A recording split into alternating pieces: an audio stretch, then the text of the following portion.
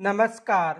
आपके अपने YouTube channel GK Chopra ji में आपका स्वागत है। आज का जो हमारा टॉपिक है वो सभ्यता में गणेश्वर सभ्यता है।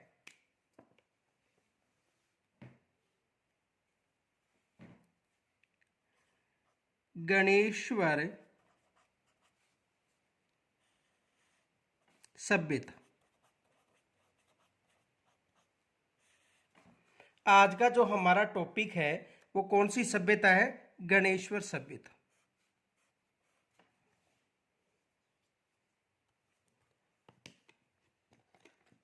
देखो, ये सभ्यता कांतली नदी के पेटे पर विकसित है।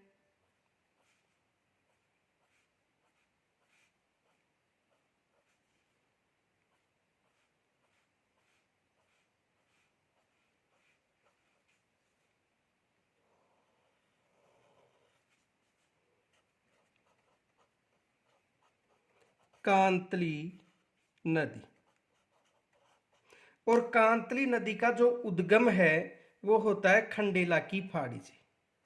यानी खंडेला की जो पहाड़ियां हैं उन पहाड़ियों से कांतली नदी का उद्गम होता है। खंडेला की पहाड़ियों से।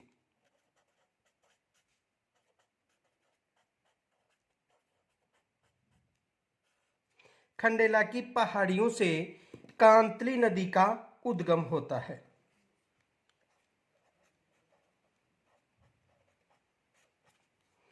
और इस नदी कांतली नदी के पेटे पर कौन सी सभ्यता विकसित हुई है? गणेश्वर सभ्यता।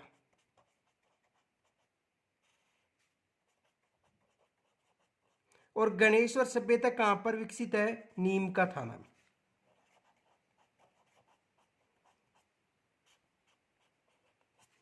देखो, गणेश्वर सभ्यता कांतली नदी के पेटे पर नीम का थाना में विकसित हुई है।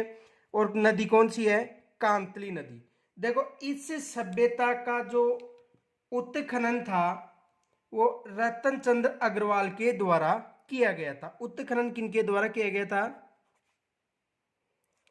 रतन चंद्र अग्रवाल के द्वारा। किसके द्वारा किया गया था? रतन चंद्र अग्रवाल के द्वारा किया गया था। इनके अलावा देखो, इसे भारतीय ताम्र सभ्यता की जननी के नाम से भी जाना जाता है। भारतीय ताम्र सभ्यता की जननी।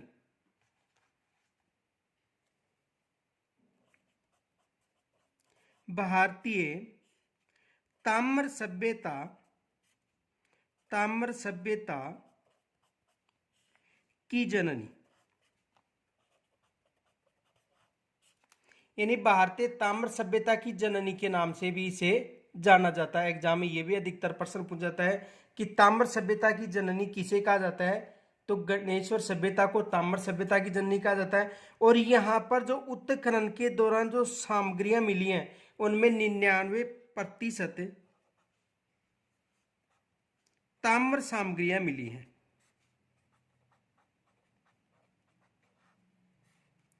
कितनी प्रतिशत ताम्र सामग्रियां मिली है?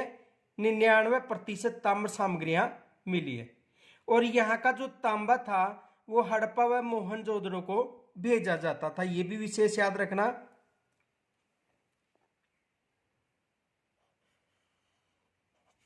यहां से तांबा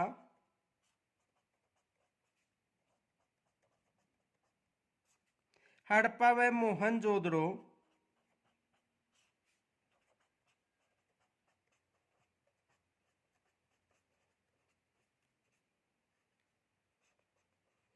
हड़प्पा व मोहनजोदड़ो भेजा जाता था। ये भी विशेष याद रखना कि यहां से जो ताम्र सामग्रियां मिली हैं, ये यहाँ पर जो तांबा मिलता था उसे हड़प्पा व मोहनजोदड़ो भेजा जाता था। दोनों सिंधु घाटी सभ्यता के नगर हैं। तो देखो,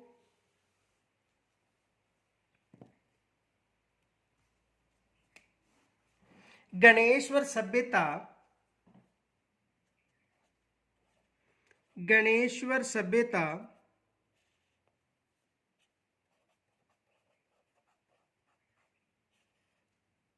कांतली नदी के पेटे पर यानी पास पर स्थित है।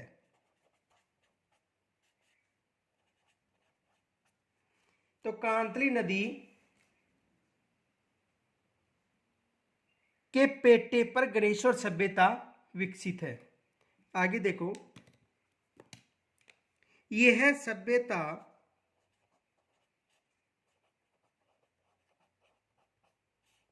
नीम का थाना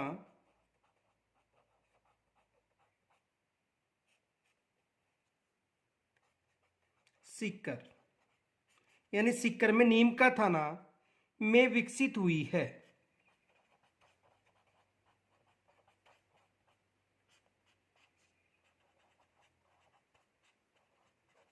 कहां पर विकसित हुई है?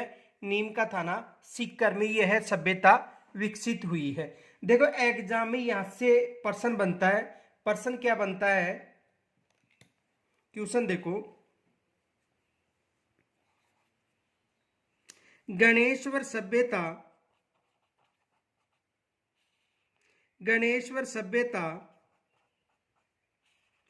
किस नदी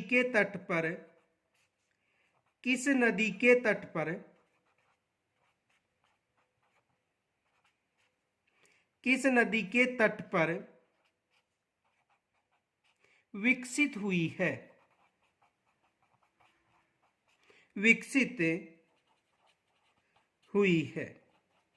एग्जाम में यहां से प्रश्न बनता है कि जो गणेश्वर सभ्यता है वो किस नदी के तट पर विकसित हुई है? तो किस नदी के तट पर विकसित हुई है?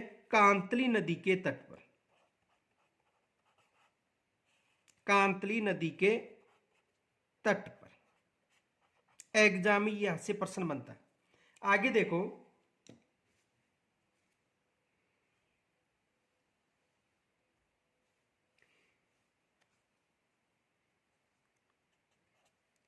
इस सभ्यता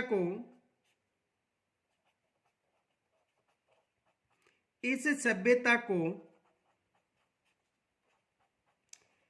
ताम्र सभ्यता की जननी कहा जाता है।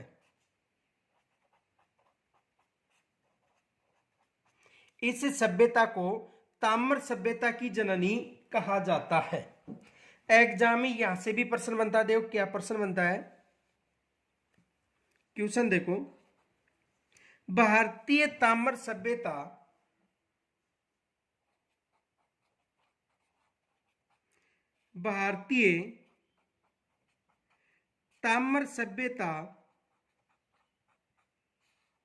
की जननी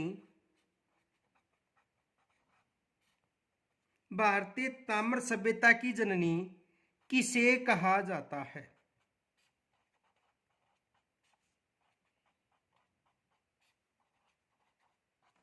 एग्जाम में यह प्रश्न बनता है कि भारतीय ताम्र सभ्यता की जननी किसे कहा जाता है। तो देखो भारतीय ताम्र सभ्यता की जननी किसे कहा जाता है? गणेश्वर सभ्यता को। गणेश्वर सभ्यता को एग्जाम में यह भी प्रश्न बनता है कि भारतीय ताम्र सभ्यता की जननी किसे कहा जाता है। तो भारतीय ताम्र सभ्यता की जो जननी है वो गणेश्वर सभ्यता को कहा जाता है। आगे देखो, एक फैक्ट याद रखना, यदि भारतीय ताम्र सभ्यता की जननी पूछे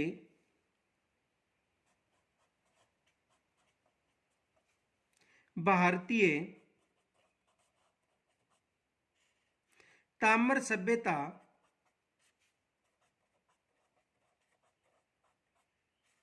की जननी तो बताना है गणेश्वर सभ्यता।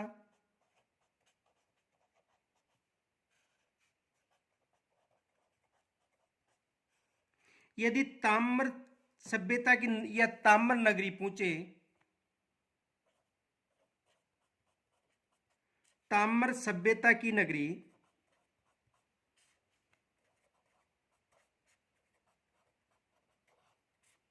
तो आहड़ सभ्यता बतानी है।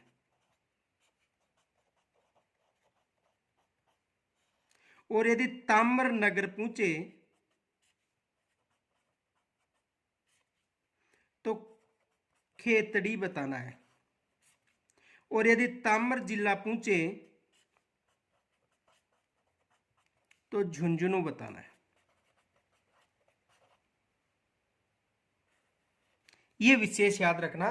भारतीय ताम्र सभ्यता की जननी आए तो गणेश्वर सभ्यता। यदि ताम्र सभ्यता की नगरी पूछे तो आहड़ सभ्यता। और यदि ताम्र नगरी पूछे, ये ताम्र नगर पूछे तो खेतड़ी। और ताम्र जिला पूछे तो कौन सा बताना है? झुंझुनू। आगे देखो,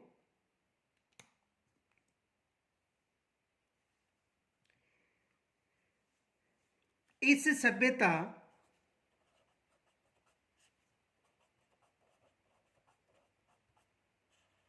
इस सभ्यता के उत्खनन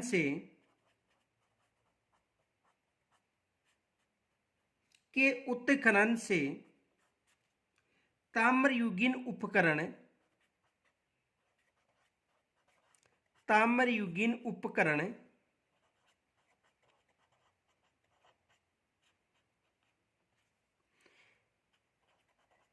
कुल्हाड़े, तीर, भाले, सुइयां,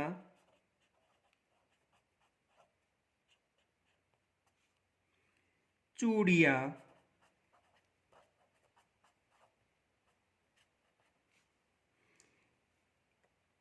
एवं अन्य उपकरण मिले हैं।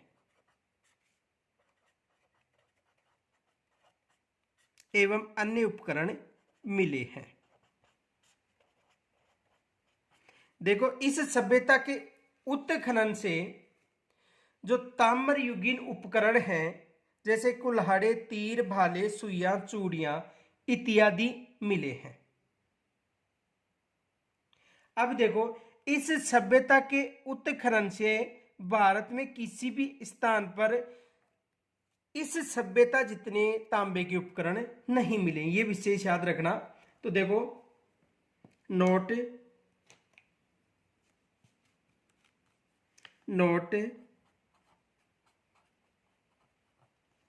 भारत में किसी भी स्थान पर भारत में किसी भी स्थान पर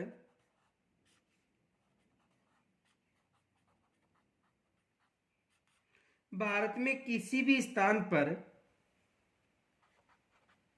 एक साथ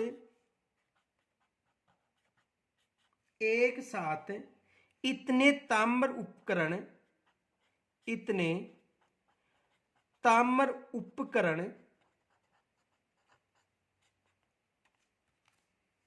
प्रथम बार मिले हैं।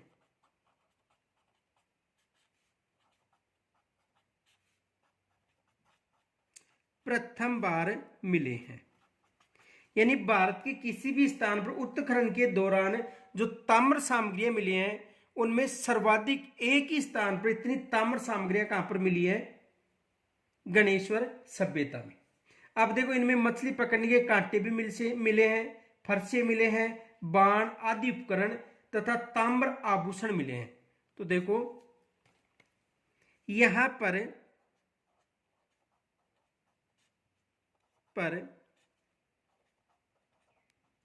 मछली पकड़ने के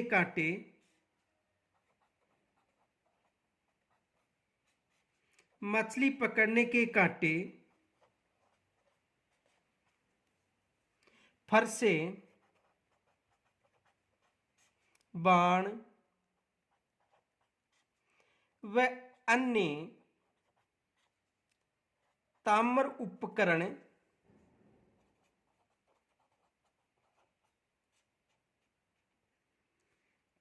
तथा ताम्र आभूषण मिले हैं।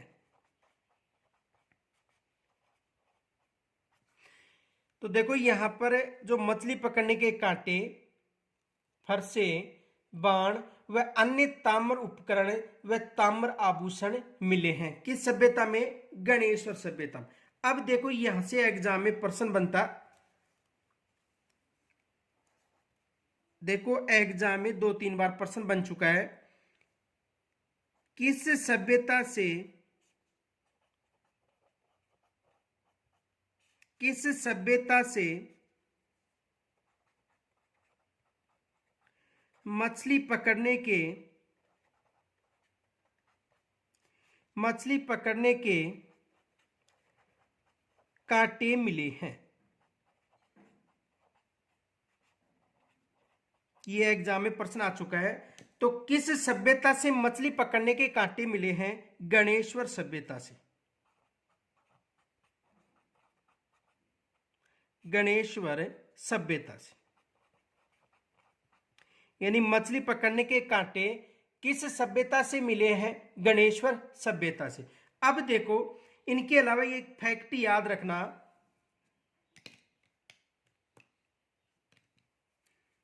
नोट,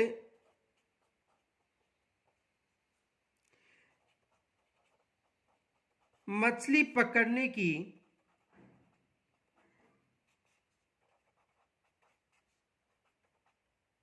सामग्री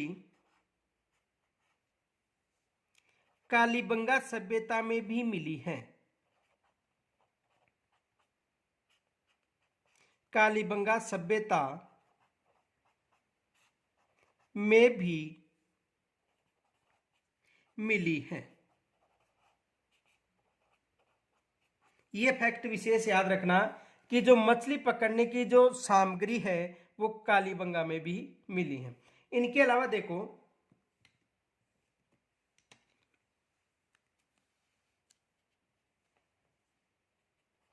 इस सभ्यता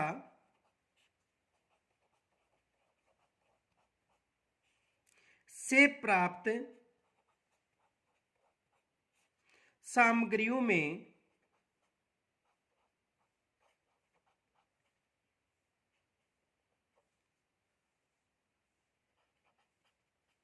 निन्यानवे प्रतिशत ताम्र सामग्री मिली है।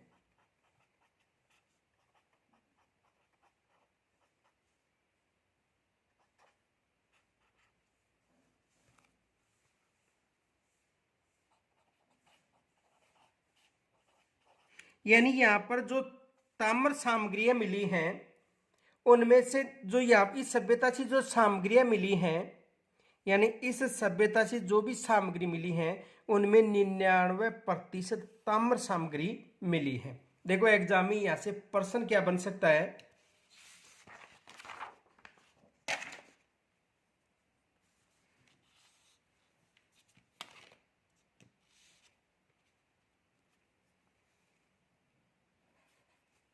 गणेश्वर सभ्यता, गणेश्वर सभ्यता के उत्खनन, के उत्खनन से प्राप्त सामग्रियों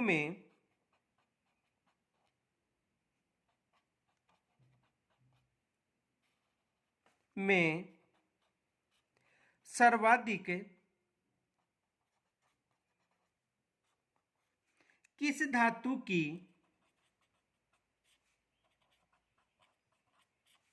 किस धातु की सामग्री मिली है?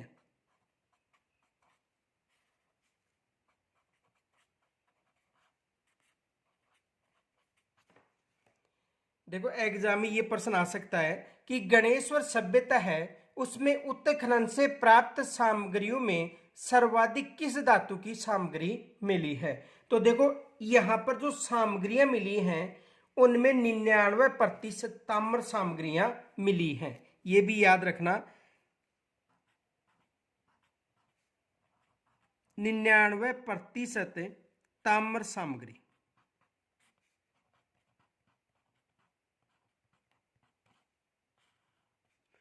कितनी प्रतिशत ताम्र सामग्रियां मिली हैं? 99% ताम्र सामग्रियां मिली है।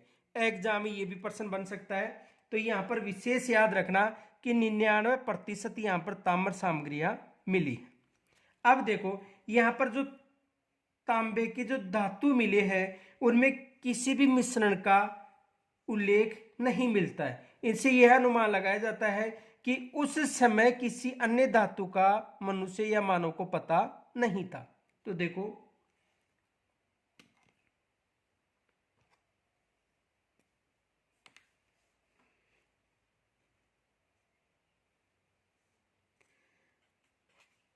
यहां पर प्राप्त सामग्री में केवल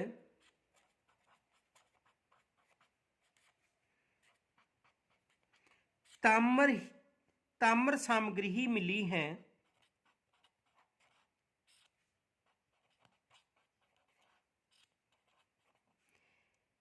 इनमें किसी अन्य धातु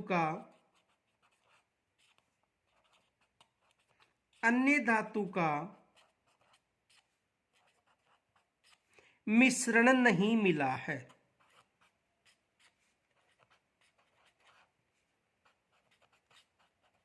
मिश्रण नहीं मिला है। इससे अनुमान लगाया जाता है, इससे अनुमान लगाया जाता है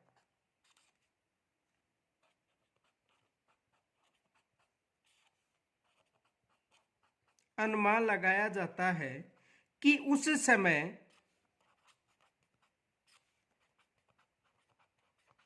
मानव को अन्य धातु की जानकारी नहीं थी।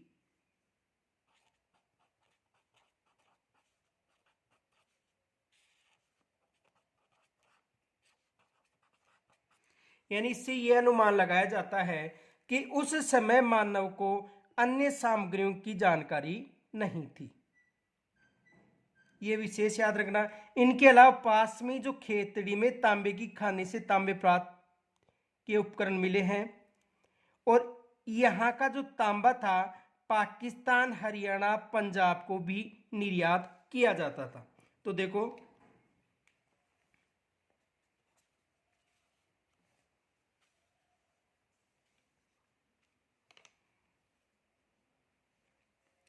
यहां से प्राप्त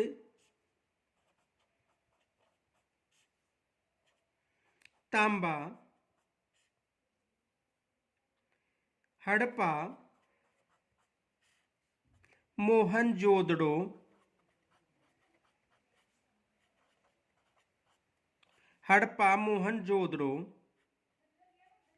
पाकिस्तान, पंजाब व हरियाणा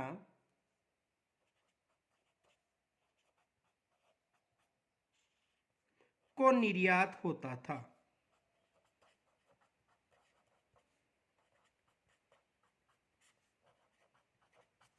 ये मोस्ट मान लेना, एग्जाम में यहां से प्रश्न बन सकता है।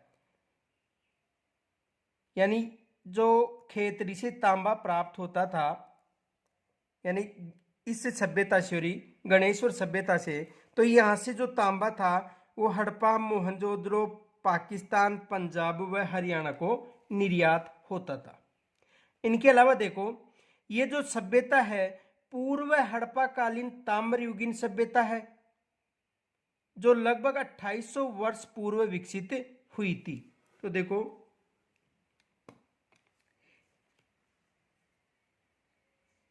यह सभ्यता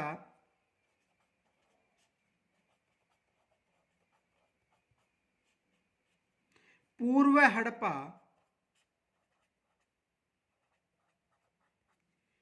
कालीन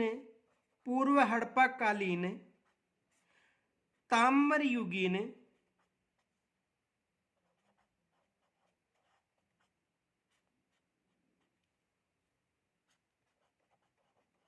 सभ्यता है देखो ये सभ्यता पूर्व हड़प्पा कालीन ताम्रयुगीन सभ्यता है, जो लगभग 2800 ईस्वी पूर्व विकसित हुई थी।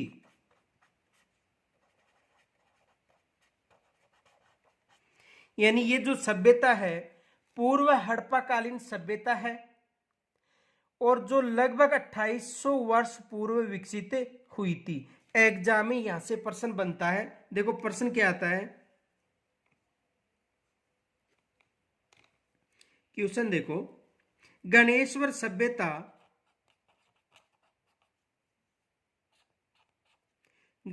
सभ्यता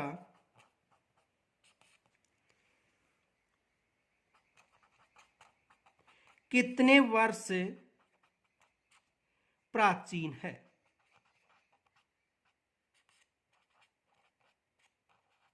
गणेश्वर सभ्यता कितने वर्ष प्राचीन है, यह कब विकसित हुई थी?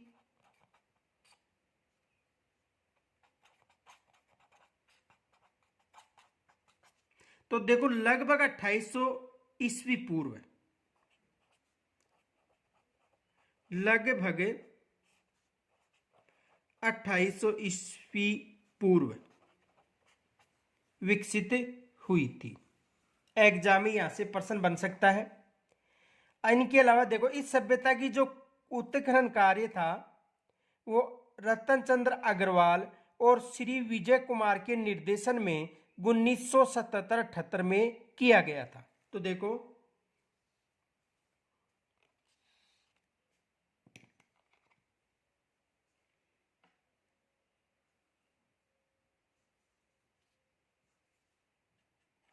गणेश्वर में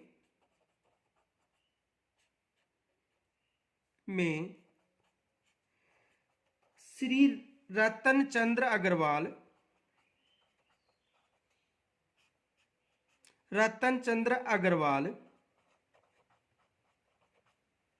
यानी आरसी अग्रवाल वह श्री विजय कुमार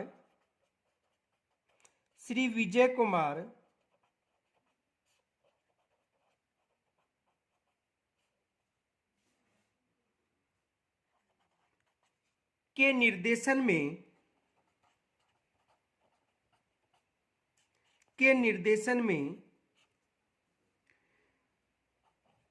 1977-78 में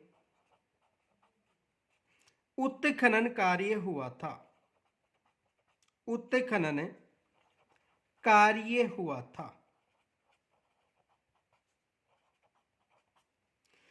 तो जो गणेश्वर सभ्यता है उसका उत्खनन कार्य रतन चंद्र अग्रवाल व श्री विजय कुमार के निर्देशन में 1977-78 में हुआ था। एग्जाम में यहां से भी प्रश्न बनता है कि जो गणेश्वर सभ्यता है उसका जो उत्खनन था वो कब हुआ था या किनके निर्देशन में हुआ था। आगे देखो एक फैक्ट याद रखना,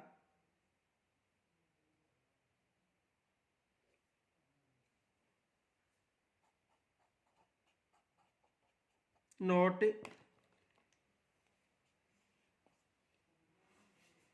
श्री डीपी अग्रवाल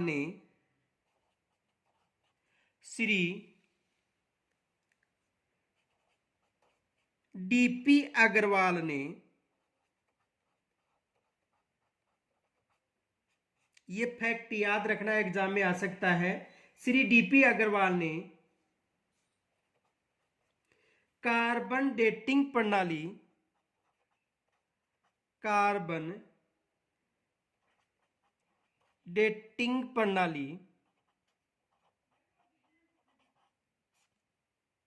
यानी श्री डीपी अग्रवाल ने कार्बन डेटिंग प्रणाली यानी कार्बन पद्धति के आधार पर एवं तुलनात्मक विधि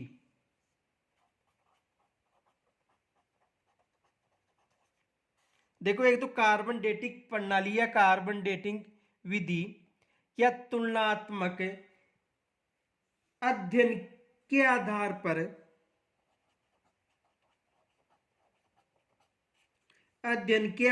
पर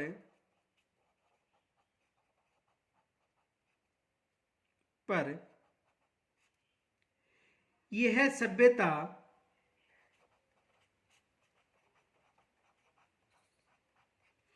लगभग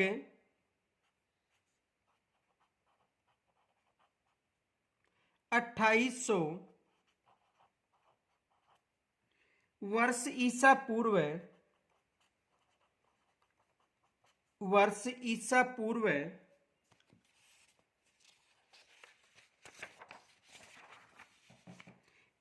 पूर्व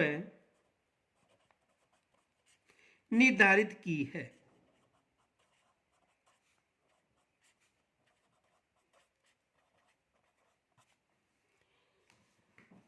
देखो ये सभ्यता है, इस सभ्यता को श्री डीपी अग्रवाल ने कार्बनिक डेटिंग विधि या प्रणाली एवं तुलनात्मक अध्ययन के आधार पर लगभग 2800 ईसा पूर्व निर्धारित किया है। ये सभ्यता लगभग 2800 ईसा पूर्व प्राचीन सभ्यता है।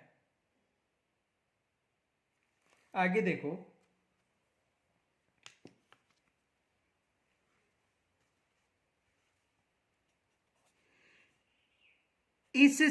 देखो यहां से प्रश्न बन सकता है, क्वेश्चन देखो, गणेश्वर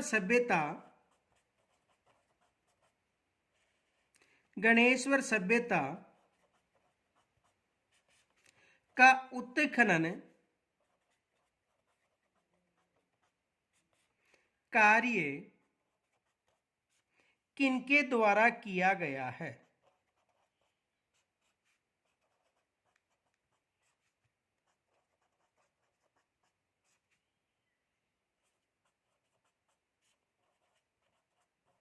गणेश्वर सभ्यता का उत्खनन कार्य किनके द्वारा किया गया है? तो इस सभ्यता का जो उत्खनन कार्य आर.सी. अग्रवाल यानी रतन चंद्र अग्रवाल और श्री विजय कुमार के द्वारा किया गया था। तो देखो आर.सी. अग्रवाल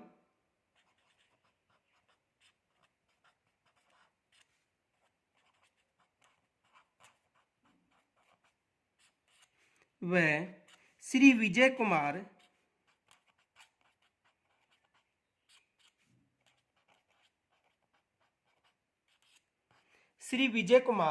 के द्वारा किया गया है। एग्जाम में यहां से प्रश्न आ सकता है। तो इसका जो उत्खनन कार्य था वो किनके द्वारा किया गया है? आर.सी. अग्रवाल और श्री विजय कुमार के द्वारा इनका उत्खनन किया गया है।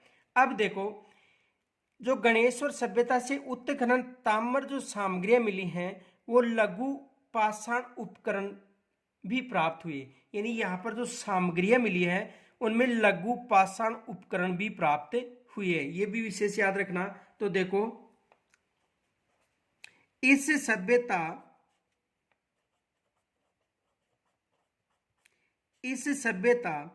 के उत्खनन से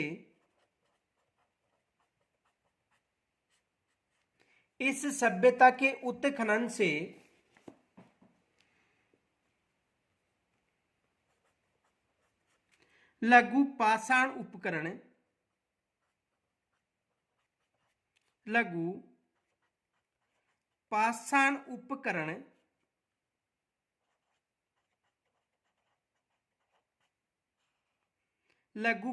उपकरण भी प्राप्त हुए हैं।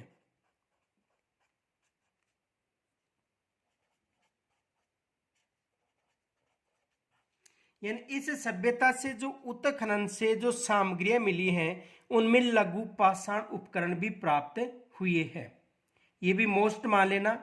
इससे ज्ञात होता है कि उस समय यहां मनुष्य भोजन जो संग्राही अवस्था में था, मछली पकड़ने के कांटों से अनुमान लगाया जाता है कि यहाँ पर जो मनुष्य था वो भोजन संग्राही अवस्था में था।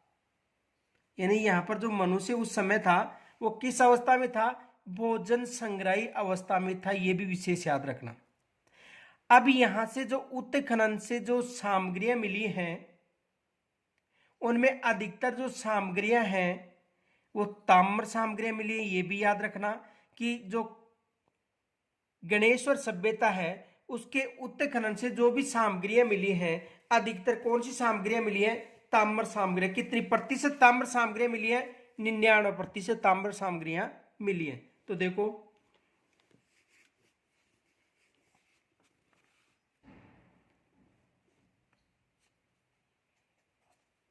इस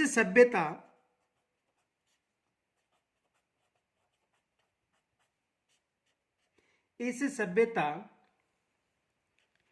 से ज्ञात होता है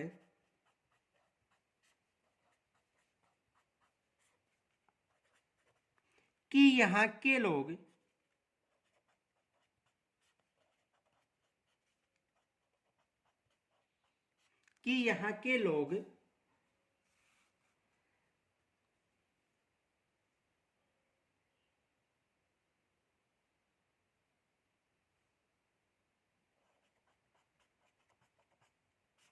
भोजन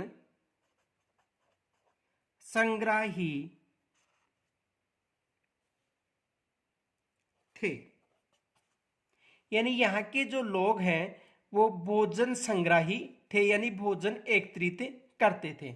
इसका जो अनुमान था वो देखो, एक तो यहाँ पर मछली पकड़ने के कांटे मिले हैं,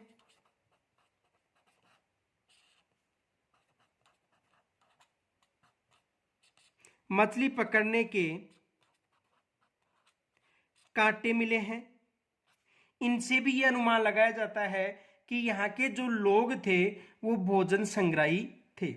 इनके अलावा देखो इस सभ्यता में उत्खनन से जो मकान मिले हैं वो मकान पत्थरों से निर्मित थे और ईंटों से निर्मित नहीं थे।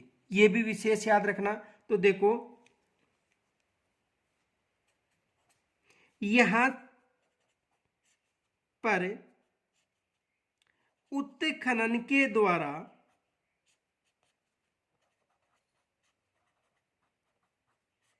जो अवशेष मिले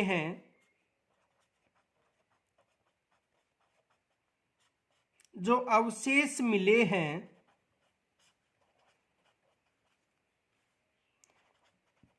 उनसे यह पता चलता है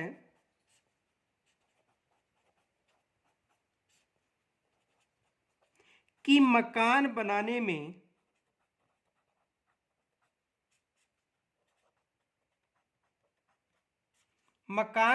में पत्थरों का उपयोग किया जाता था।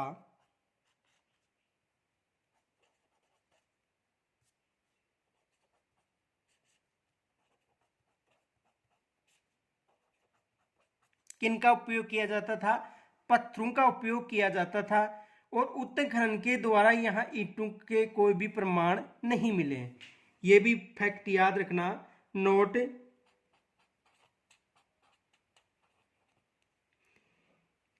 यहां पर ईंटों के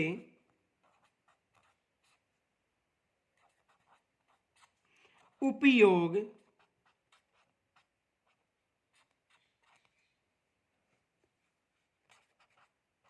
के प्रमाण नहीं मिले हैं।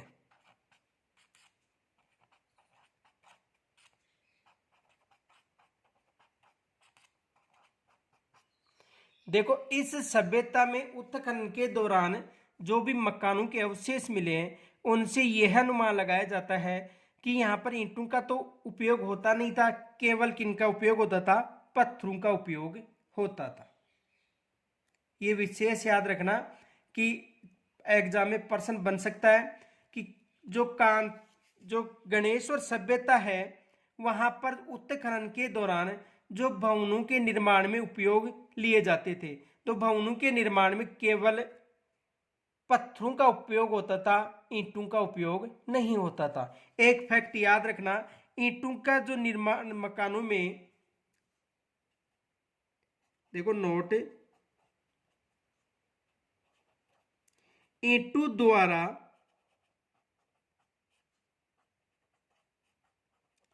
निर्मित भवन। देखो कालीबंगा सभ्यता और आहड़ सभ्यता में मिले हैं। कौन सी सभ्यता? कालीबंगा सभ्यता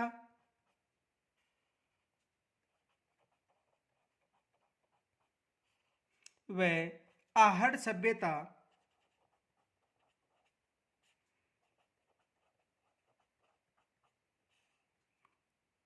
में मिले हैं। और जो ईंटों का प्रयोग किया गया था वो भी धूप में सुखाई हुई ईंट थी, यानी कच्ची ईंटों का प्रयोग किया गया था, ये भी याद रखना। और यहाँ पर उत्खनन के दौरान जो मृद भांड मिले हैं उनमें काले व नीले रंगों का चित्रण किया गया है। देखो यहाँ पर उत्खनन के दौरान जो मृद भांड मिले हैं उनमें काले व नीले रंगों का चित्रण किया गया है। तो देखो यहाँ पर उत्खनन के दौरान जो मर्द भांड मिले हैं, मर्द भांड का मतलब मिट्टी के बर्तन,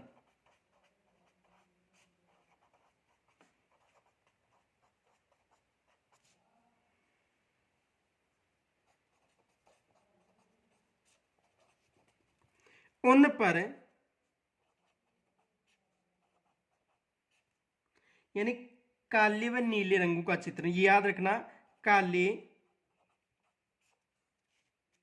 व नीले रंगों का चित्रण मिला है। चित्रण या अलंकरण, या तो चित्रण आएगा और चित्रण आएगा तो अलंकरण।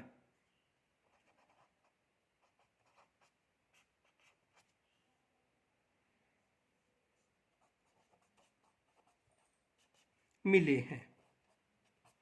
एग्जाम में यहां से भी प्रश्न बन सकता है कि जो गणेश्वर सभ्यता थी उनके उस सभ्यता में जो मिट्टी के बर्तन मिले हैं यानी मृद भांड, उन पर काले व नीले रंग का चित्रण मिला है। और उन मर्द भांडों का जो कलर था वो कपीस वर्णी था, ये भी याद रखना। यहां पर जो मर्द भांड मिले वो कैसे मिले? कपीस वर्णी। एग्जाम में प्रश्न बन सकता है। देखो प्रश्न क्या बनेगा।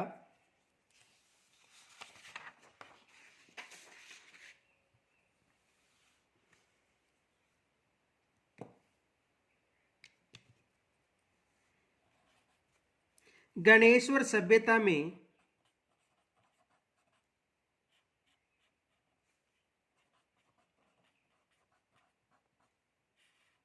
गणेश्वर सभ्यता में मृद भांड मिले हैं।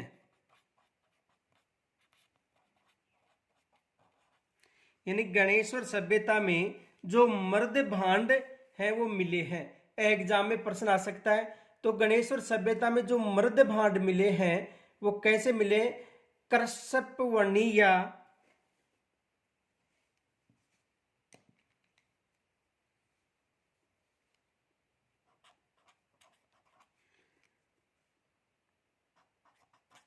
कपीस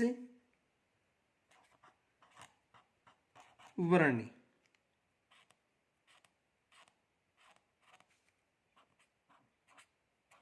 मृद भांड ये मोस्ट मान लेना कि गणेश्वर सभ्यता में जो मर्द भांड मिले हैं वो कैसे मिले हैं? कपीस वर्णी मर्द भांड मिले हैं। यहां से एग्जाम में प्रश्न बन सकता है। इनके अलावा देखो यहां पर उत्खनन के दौरान दोहरी पेचदारी सिरे वाली ताम्र पिन भी मिली है। तो देखो इस सभ्यता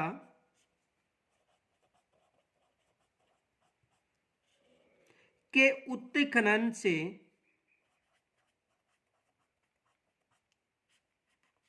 इस सभ्यता के उत्खनन से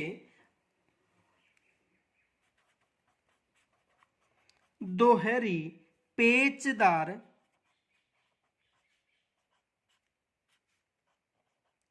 सिरे वाली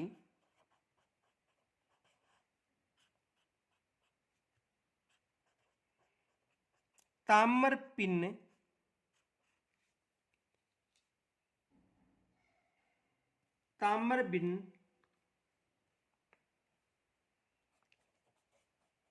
मिली है।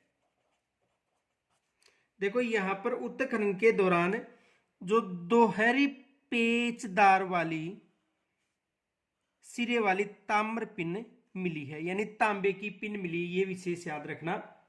और जो यहां पर ताम्र पिन मिली है, ये पश्चिमी व मध्य एशिया में भी मिली थी। तो देखो नोट,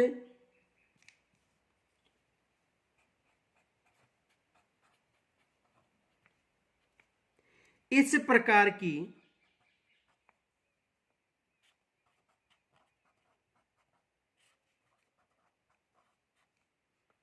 3000 ईस्वी पूर्व की पिन, कौन सी पिन? ताम्र पिन, पश्चिमी तथा मध्य एशिया,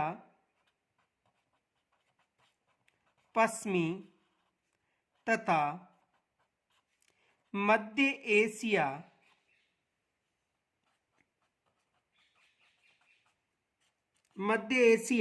में भी मिली है,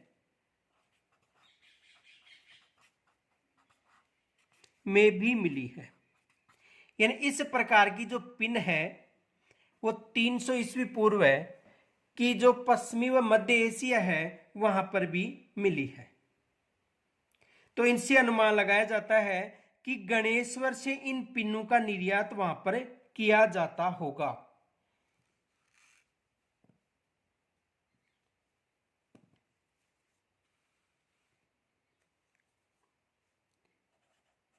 इससे यह अनुमान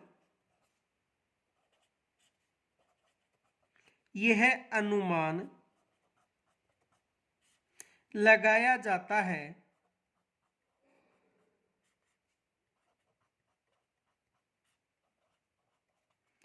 कि गणेश्वर सभ्यता से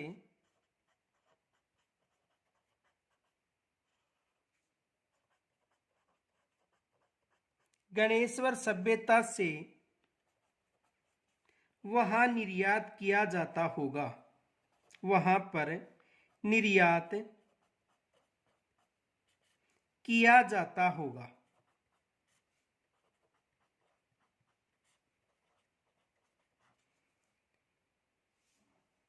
तो यह अनुमान लगाया जाता है कि यहां से वहां पर निर्यात किया जाता होगा। अब गणेश्वर के उत्खनन से 2 प्रकार की संस्कृति के बर्तनों के अवशेष मिले हैं। इस सभ्यता के उत्खनन से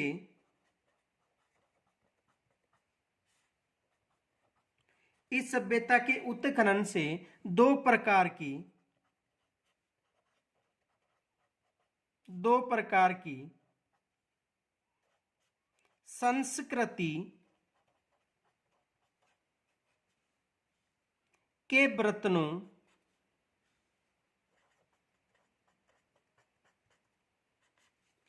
संस्कृति के बर्तनों के अवशेष मिले हैं।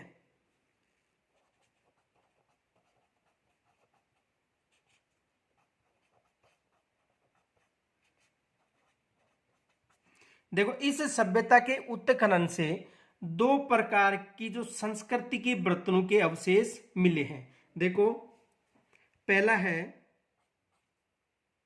पूर्व हड़प्पाकालीन संस्कृति के बर्तन, पूर्व हड़प्पाकालीन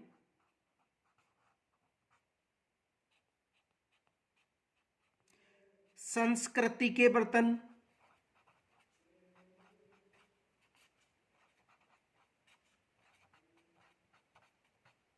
एक तो पूर्व हड़प्पाकालीन संस्कृति के बर्तन, और दूसरा प्राचीन राजस्थान की संस्कृति व शिल्पकला के बर्तन। प्राचीन राजस्थान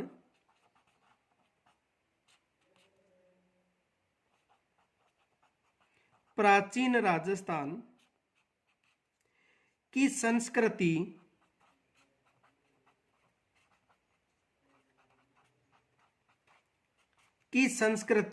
व शिल्पकला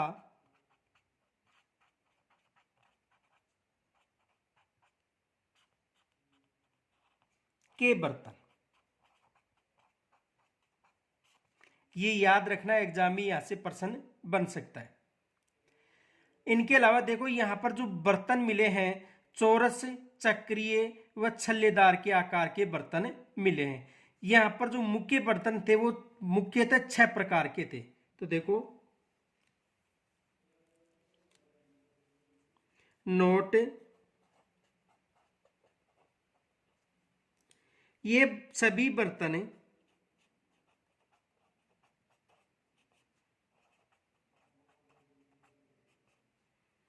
मुख्यतः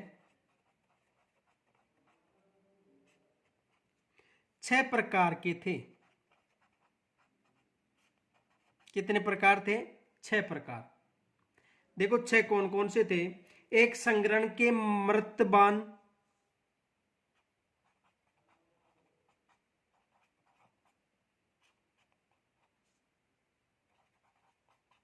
संग्रहण के मर्तबान,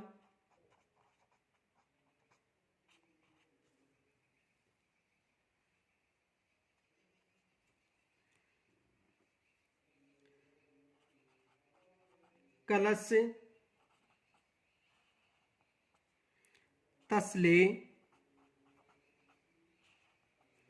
प्याले, ढक्कन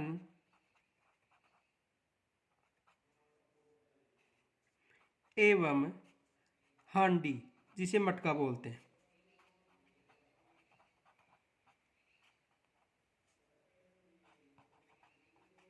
यहां पर 6 प्रकार के बर्तन मिले हैं। संग्रहण के मर्तबान, कलश, तसले, प्याले, ढक्कन, हांडी यानी मटका। ये यहां पर उत्खनन के दौरान प्राप्त हुए। इनके अलावा देखो कई बर्तन चौरस, चक्रीय व छल्लेदार आकार के भी थे। तो देखो कई बर्तन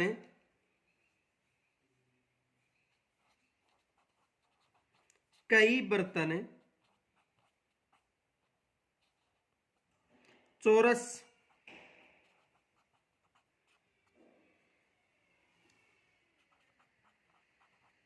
चक्रिक एवं छल्लेदार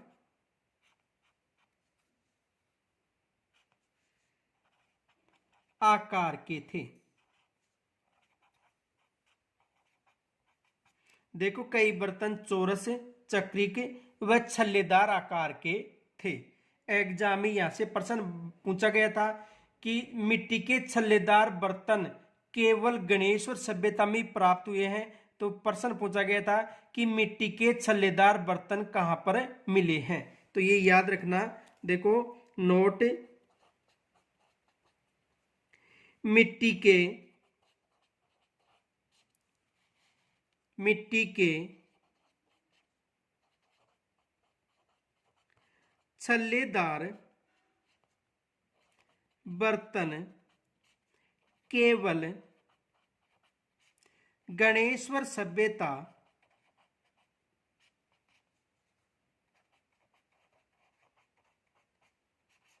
से ही प्राप्त हुए हैं।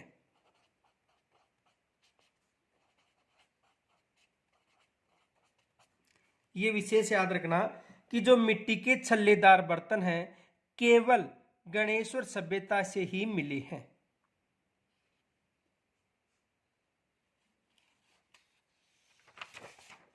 आगे देखो,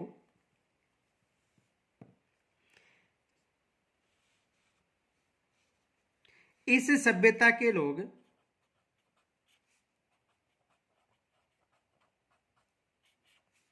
के लोग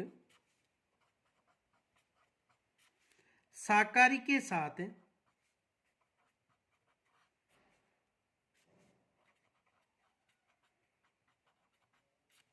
मांसाहारी भी थे।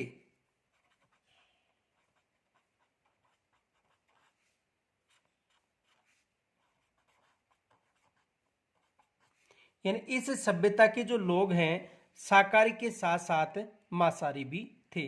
अब देखो इस सभ्यता से कौन कौन से पर्सन बन सकते हैं, जो मोस्ट पर्सन बनते हैं इस सभ्यता से, वो देखो कौन कौन से।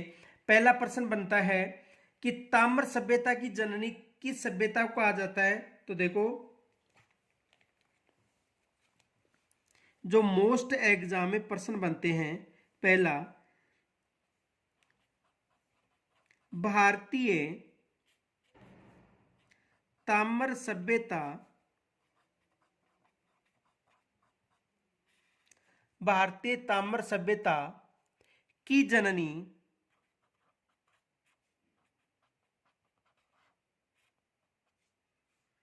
कहा जाता है।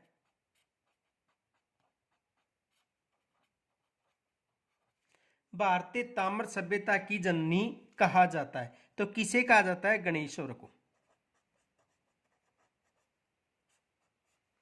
गणेश्वर सभ्यता को, यानी भारतीय ताम्र सभ्यता की जननी किसे कहा जाता है, गणेश्वर सभ्यता को। एक तो ये प्रश्न अधिकतर पूछा जाता है। दूसरा प्रश्न पूछा जाता है कि यहाँ पर उत्खनन के दौरान जो अवशेष मिले हैं वो 2800 ईस्वी पूर्व के सभ्यता के अवशेष मिले हैं। तो देखो यहाँ पर उत्खनन के दौरान प्राप्त अवशेष हैं।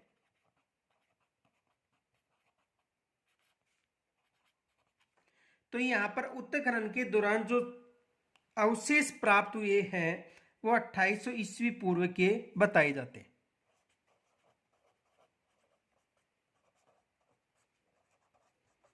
इन्हें 2800 ईस्वी पूर्व के यहाँ के अवशेष जो मिले हैं। तो एक तो ताम्र सभ्यता की जननी किसे कहा जाता है, गणेश्वर सभ्यता को। और यहाँ पर उत्खनन के दौरान जो अवशेष मिले वो 2800 ईस्वी पूर्व पुराने हैं। इनके अलावा देखो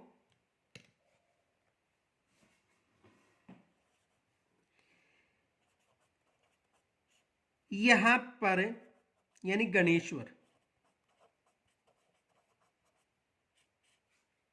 गणेश्वर सभ्यता से प्राप्त सामग्रियों में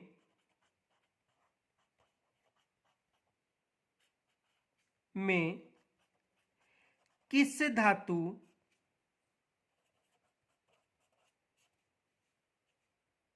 का सर्वाधिक उपयोग होता था।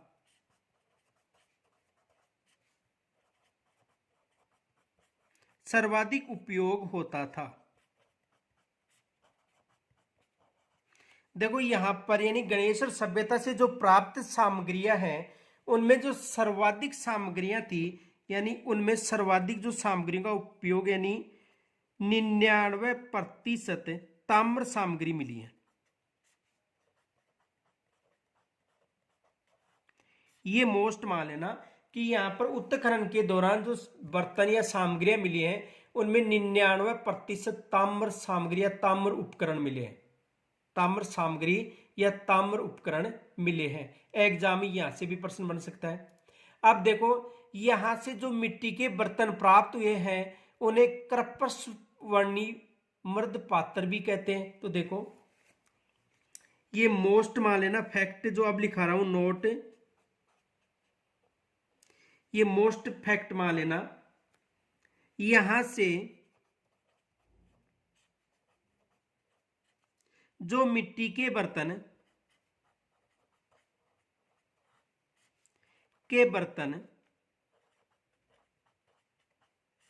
यहां से जो मिट्टी के बर्तन किस सभ्यता से, गणेश्वर सभ्यता से। और ये एग्जाम में विशेष माना, यहां से एग्जाम में प्रश्न बन सकता है। मिट्टी के बर्तन प्राप्त हुए हैं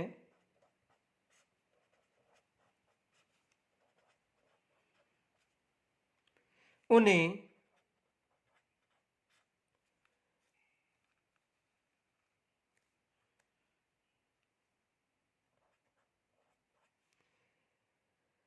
कर्पश वर्णी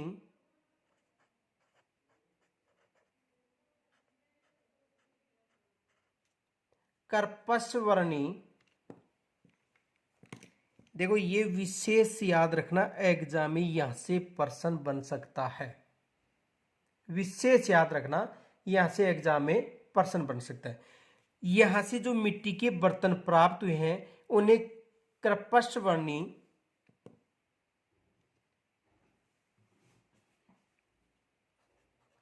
मृद पात्र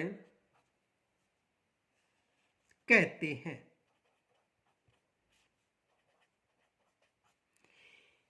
उन्हें क्या कहा जाता है? कर्पस वर्णी मृद पात्र या मिट्टी के बर्तन कहा जाता है।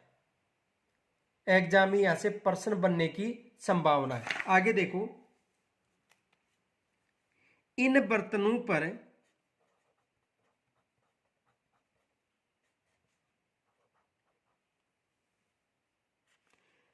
काले व नीले रंग का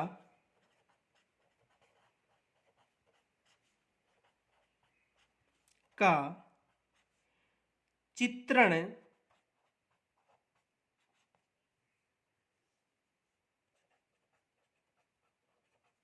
सजाए हुए थे। देखो ये मोस्ट वेरी वेरी मोस्ट, देखो एग्जाम में प्रश्न आएगा। यहां से जो मिट्टी के बर्तन प्राप्त हुए हैं उन्हें कहा जाता है कर्पश वर्णी कहा जाता है। क्या कहा जाता है? कर्पश वर्णी कहा जाता है। और जो ये बर्तन मिले हैं उन पर काले व नीले रंग का चित्रण किया गया है। काले व नीले रंग का चित्रण किया गया है। तो यहां से एग्जाम में प्रश्न बन सकता है। प्रश्न ये बनेगा कि जो मिट्टी के बर्तन प्राप्त हुए उन्हें कहा जाता है कर्पश वर्णी। उन पर चित्रण कैसा किया गया था? काला व नीला। तो यहां से एग्जाम में प्रश्न बन सकता है। प्रश्न ये बनेगा कि जो मिट्टी के बर्तन मिले हैं उन्हें कहा जाता है, देखो प्रश्न क्वेश्चन देखो, गणेश्वर सभ्यता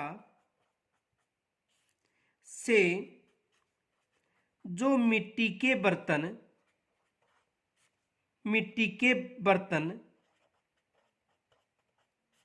मिले हैं उन्हें कहा जाता है।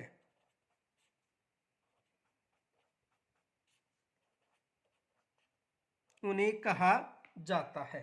तो यहां पर जो मिट्टी के बर्तन मिले हैं उन्हें कर्पस वर्णी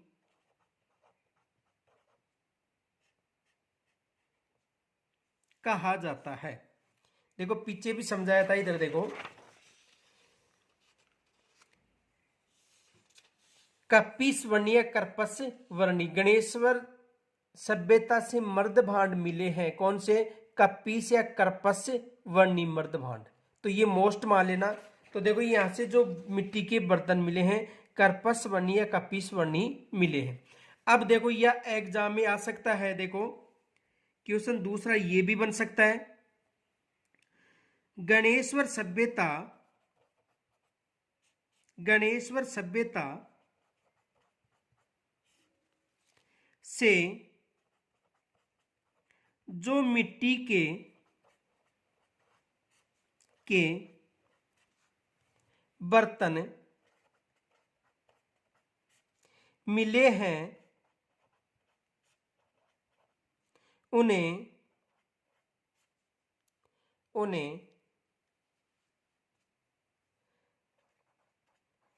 कर्पस वर्णी या कपीस वर्णी, एक ही बात है, कर्पस या कपीस वर्णी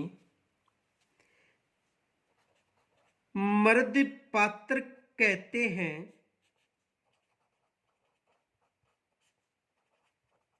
इन पर किन रंग का किन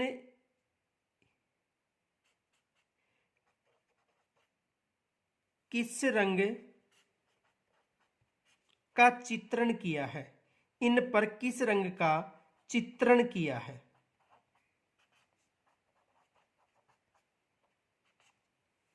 देखो ये दो प्रश्न बन सकते हैं। तो इन पर किस रंग का चित्रण किया गया है, काले व नीले रंग का।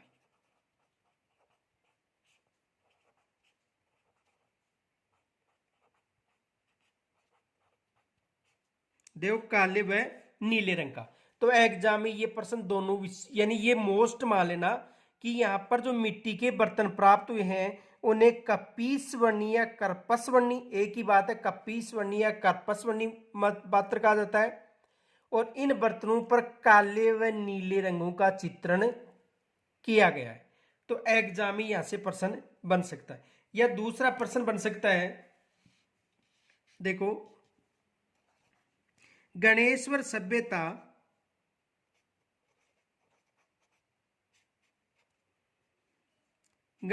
सभ्यता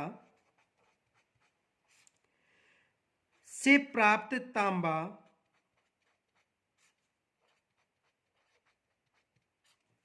किन सभ्यताओं में भेजा जाता था।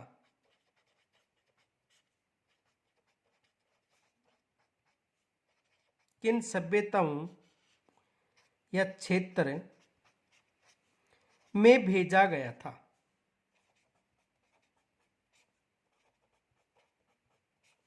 तो यह अनुमान लगाया जाता है कि यहाँ का जो तांबा था हड़प्पा व मोहनजोदड़ो को भेजा जाता था।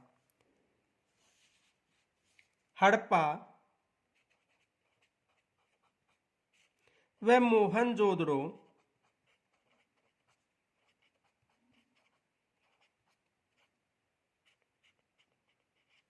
को भेजा जाता था।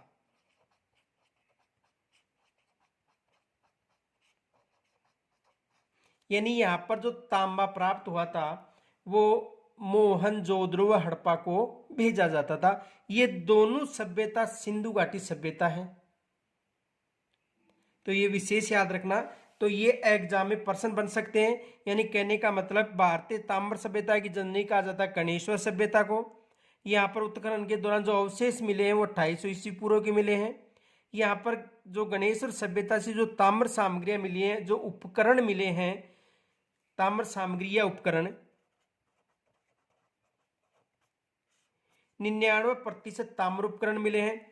इनके अलावा यहाँ पर जो मिट्टी के बर्तन मिले हैं उन्हें कर्पस या कपीस वर्णी कहा जाता है। इन पर काले व नीले रंग का चित्रण किया जाता है। ये मोस्ट मान लेना, यहाँ से एग्जाम में प्रश्न बन सकते हैं। तो आज हमारी जो गणेश्वर सभ्यता है वो पूरी हो गई है। कल हम पढ़ेंगे बैराट सभ्यता। कल हम बैराट सभ्यता का अध्ययन करेंगे। और यहाँ तक यदि कोई समस्या हो तो कमेंट्स के द्वारा जरूर बताना और इस वीडियो को अधिक से अधिक लाइक व शेयर करना। धन्यवाद।